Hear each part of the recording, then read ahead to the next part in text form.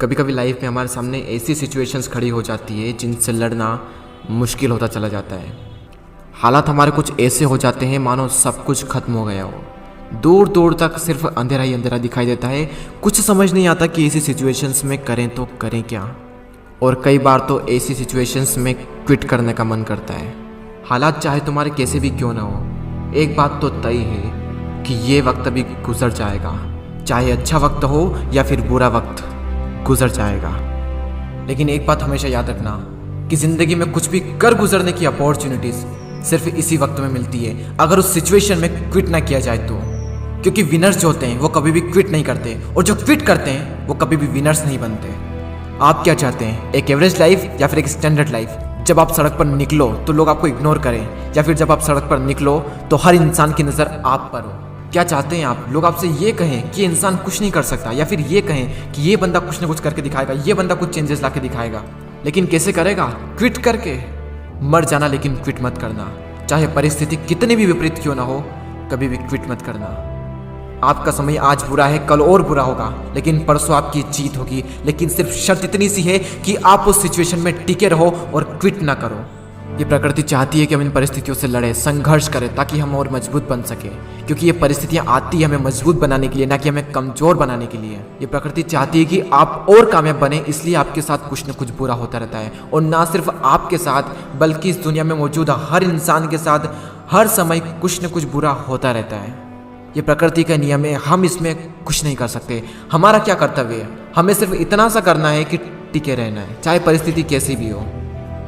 मैं आपको एक छोटी सी कहानी बताता हूँ। एक बार एक बायोलॉजी के टीचर अपने स्टूडेंट्स को एक तितली के बारे में बता रहे थे, और उन्हें वे ये प्रैक्टिकली दिखा रहे थे कि खोल में से तितली कैसे निकलती है।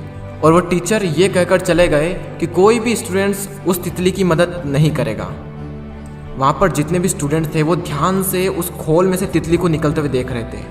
तभी एक स्टूडेंट को उस पर दया आ गई, और उसने उस तितली की मदद की उस खोल से बाहर निकलने में, और सफलतापूर्वक वो तितली उससे बाहर निकल गई। और उस स्टूडेंट की वजह से उस तितली को कोई संघर्ष नहीं करना पड़ा, कोई ज़्यादा मेहनत नहीं करनी पड़ी उस खोल से बाहर निकलने में। लेकिन वो तितली थोड़ी ही देर में मर गई। जब टीचर वापस लौटे तो उन्हें पूरी घटना मालूम हुई। तब उन्होंने अपने स्टूडेंट को बताया कि वो तितली जब संघर्ष करती है तो उससे उसके पंखों को मजबूती मिलती है। यही प्रकृति का नियम है। उस तितली की मदद करके उस स्टूडेंट ने उस तितली को संघर्ष करने का मौका नहीं दिया, और यही परिणाम हुआ कि वो तितली मर गई। संघर्ष ही जीवन है, संघर्ष ही आपको मजबूत बनाता है। इंग्लिश में कोट से नो पेन नो गेन। संघर्ष तो करना पड़ेगा, चाहे कुछ भी हो जाए, और इसमें कोई बहाना नहीं, नो एक्सक्यूजेस। जो विनर्स होते हैं या तो किसी काम को करते ही नहीं, और अगर वो किसी काम को करते हैं तो उसमें कभी भी कोई भी बहाना नहीं बनाते।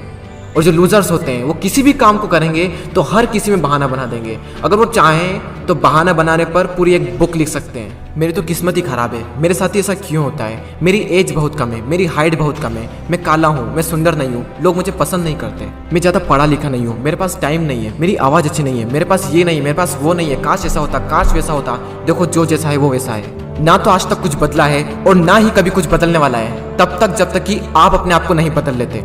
जब भी अंदर से ऐसी फीलिंग्स आए, जब भी बहाना बनाने का मन करे, अपने आप से जोर से चीख के चिल्ला के अपने आप से कहें नो एक्सक्यूजेस। कोई बहाना नहीं। जहाँ पर भी आप काम करते हैं, जहाँ पर भी आप पढ़ाई करते हैं, जो भी आपका वर्क प्लेस है, वहाँ पर कागज पर लिखकर चिपका दें नो एक्सक्यूजेस। कोई बहाना नहीं। मैंने भी अपने वर्क प्लेस पर ये लिख रखा है नो एक्सक्यूजेस, और आज से आप भी कसम खा लें कि कभी भी जिंदगी में बहाना नहीं बनाएंगे। आज आप लोग भी कमेंट में लिख कर जाएं नो एक्सक्यूजेस, ताकि मुझे पता चले कि कितने लोगों ने इस वीडियो को पूरा देखा। मैं आपसे मिलूंगा अगले वीडियो में। जय हिंद, जय भारत।